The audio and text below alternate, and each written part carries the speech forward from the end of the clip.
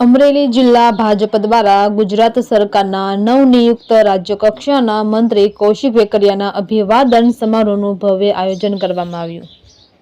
યુવા પ્રતિભાશાળી અને સૌના માનીતા એવા કૌશિક વેકરિયાને મંત્રી પદ મળતા અમરેલીમાં આનંદનો માહોલ છવાયો હતો।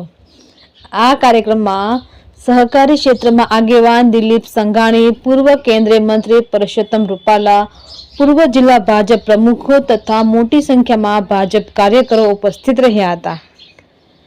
કાર્યક્રમ દરમિયાન નેતાઓએ કૌશિક વેકરિયાને ફૂલહાર પહેરાવી શુભેચ્છા આપી હતી, જ્યારે કાર્યક્રમમાં ઉત્સાહ અને ગૌરવનો માહોલ છવાઈ ગયો હતો।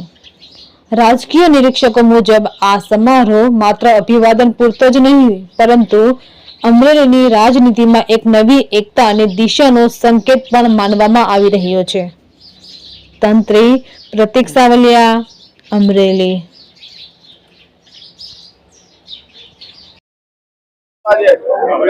खास કરીને અમરેલી જિલ્લા ભાજપ દ્વારા જે રીતનો સન્માન કાર્યક્રમ ગોઠવવામાં આવ્યો, ખાસ કરીને રાષ્ટ્રીય ભાજપ અને પ્રદેશ ભાજપના શ્રેષ્ઠ નેતૃત્વનો હૃદયથી આભાર માનું છું।